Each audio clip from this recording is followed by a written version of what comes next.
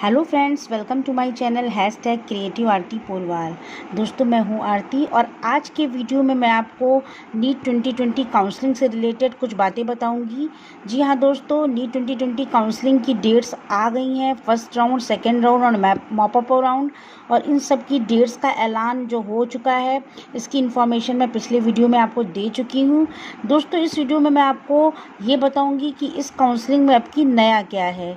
जी हाँ दोस्तों, अब की काउंसलिंग में कुछ नया होने वाला है।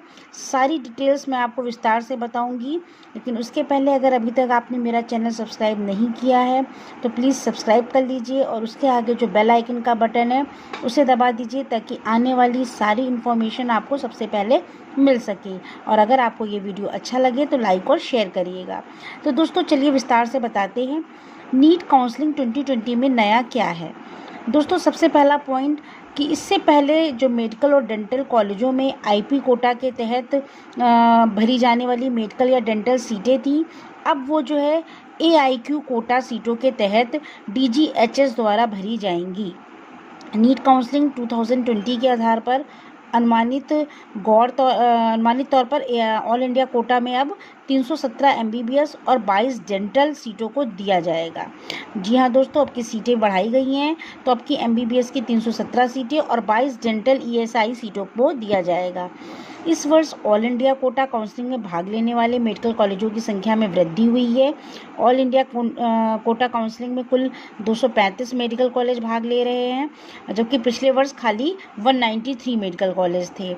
इसके अलावा ऑल इंडिया कोटा के तहत कॉलेजों के उपलब्ध सीटों की संख्या में वृद्धि हुई है, जो बढ़कर 4591 हो गई है, जबकि पिछले वर्ष केवल 4064 थी। इसके अलावा आपको मैं बता दूं कि वर्धमान महावीर मेडिकल कॉलेज और ईएसआईसी कॉलेज में 85% सीटों के लिए काउंसलिंग पहले आईपीयू प्रशासन द्वारा आयोजित किया जाता था, और अब की इसे एमसीसी के द्वारा आयोजित किया जाएगा। तो दोस्तों, ये इसमें बड़ा एक नया बदलाव किया गया है। अब आपको मैं काउंसलिंग शुल्क के बारे में बताऊंगी, कितनी फ़ीस लगेगी आपकी काउंसलिंग में। जो फीस आपकी वापस नहीं होगी, पहले मैं उसके बारे में बताऊंगी। 15% ऑल इंडिया कोटा के लिए जो अनरिजर्व्ड कैटेगरी है, मतलब जनरल कैटेगरी के 1000 रुपये लगेंगे। इसके अलावा SC, ST, OBC और PWD इन सब के 500 रुपये लगेंगे। इसके बाद आइए डीम्ड यूनिवर्सिटी में सभी वर्ग के 5000 रुपये लगेंगे।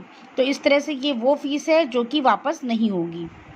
अब जो फीस वापस हो जाएगी वो कितनी है? 15% ऑल इंडिया कोटा के लिए जो जनरल कैटेगरी है, अनरिजर्व्ड है, उसमें 10,000 रुपये है, और SC, ST, OBC और PWD के लिए 5,000 रुपये है, और डीम्ड यूनिवर्सिटी में सभी वर्ग के लिए ये फ़ीस 2 लाख रुपये है। तो दोस्तों, इस तरह से ये फ़ीस के बारे में आपको मैंने इन्फॉर्मेशन दे दी। अब बात आती है, अगर आपने रजिस्ट्रेशन करा लिया है, फ़ीस ये पंजीकरण करा लिया है, उसके बाद जो सेकेंड प्रोसेस होता है वो एक्सरसाइजिंग और चॉइस लॉकिंग का होता है, जो कि बहुत ही इम्पॉर्टेंट प्रोसेस है। इसको आप ध्यान से समझ लीजिए। जब पंजीकरण के बाद उम्मीदवार को पाठ्यक्रम का चुनाव करना होगा, और वे जिस कॉलेज या संस्थान में प्रवेश लेना चाहते हैं उसे वरीयता पहले देंगे। मतलब उनको फर्स्ट, सेकेंड, थर्ड इस ऑर्डर में अपने पसंदीदा मेडिकल कॉलेज को भरना होगा। संदर्भों को भरते समय कॉलेजों की एक सूची प्रदर्शित की जाएगी, जिसे वेब विकल्प भरते समय संदर्भ के रूप में इस्तेमाल किया जा सकता है।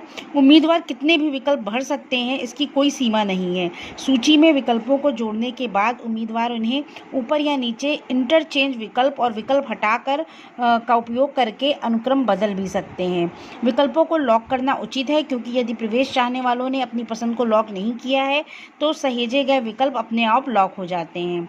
यदि कोई सहेजे गए विकल्प नहीं है तो यह माना जाता है कि उम्मीदवार ने कोई विकल्प नहीं चुना है, और परिणाम स्वरूप नीट सीट आवंटन राउंड 2 के समय इस पर कोई विचार नहीं करेगा।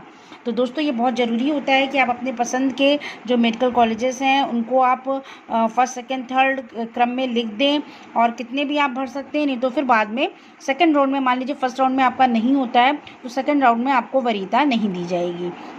नेक्स्ट प्रोसेस होता है सीट अलॉटमेंट लिस्ट। काउंसलिंग के बाद जब प्रत्येक दौर के बाद सीट आवंटन, इसका जब रिज़ल्ट घोषित किया जाता है तो उसमें क्या होता है, उस सूची में नीट काउंसलिंग रिज़ल्ट उम्मीदवार को आवंटित सीट का खुलासा करता है। उम्मीदवार नीट सीट आवंटन सूची में अपना नाम, रोल नंबर, आवंटित श्रेणी, उम्मीदवारों की श्रेणी, आवंटित कॉलेज कोटा और पाठ्यक्रम की जांच कर सकते हैं। सीट अलॉटमेंट लेटर एक महत्वपूर्ण आपका दस्तावेज़ है जिसे आवंटित कॉलेज में अन्य अनिवार्य दस्तावेज़ों के साथ रिपोर्टिंग के समय ले जाने की आवश्यकता होती है।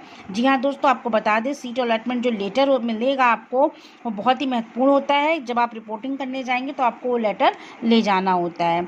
इसके अलावा मैं आपको बता दूं कि जब आप रिपोर्ट करने जाएंगे तो आपके पास क्या क्या चीज़ें होनी चाहिए।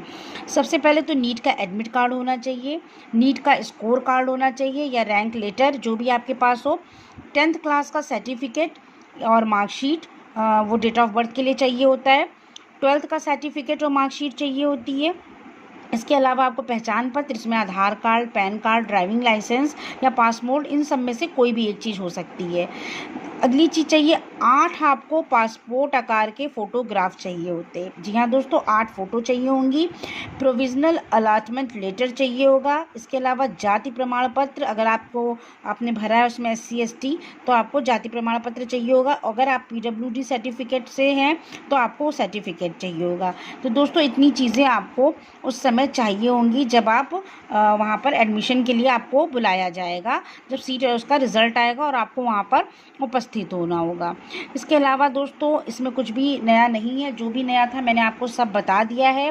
उम्मीदवार को पंजीकरण के समय 2 तरह के शुल्क भुगतान करने के लिए कहा जाएगा। एक 15% ऑल इंडिया कोटा जो कि सेंट्रल यूनिवर्सिटी और डीम्ड यूनिवर्सिटी के लिए होगा, और भाग लेने वाली सभी अनारक्षित उम्मीदवारों के लिए ये धनराशि 1000 रुपये और अन्य पिछड़ा वर्ग के उम्मीदवारों के लिए 500 रुपये होगी। और डीम्ड यूनिवर्सिटी के लिए आपको पहले ही बता दिया है 5000 रुपये होगी। इसके साथ ही पंजीकरण के समय रिफंडेबल शुल्क भी देना पड़ता है, जिसके बारे में मैंने आपको पहले ही बता दिया है। तो दोस्तों ये पूरी मैंने आपको जानकारी दे दी कि काउंसलिंग में क्या क्या होता है, क्या नया है, कितनी फ़ीस पड़ेगी और कौन कौन से श्रेणी होती है, कौन कौन सी स्टेजेस आती हैं। तो दोस्तों अब आपको बहुत ही सुविधा हो जाएगी जब आप काउंसलिंग के लिए रजिस्ट्रेशन करेंगे। डेट्स मैंने इसके पहले वाले वीडियो में आपको बता दी है, मैं उसका लिंक अपने डिस्क्रिप्शन बॉक्स में डाल दूंगी। तो दोस्तों प्लीज़ अगर आपको ये वीडियो अच्छा लगा हो, अगर ये आपके लिए जानकारी से भरपूर हो, तो प्लीज़ मेरे वीडियो को लाइक, शेयर और सब्सक्राइब करिएगा। Thank you.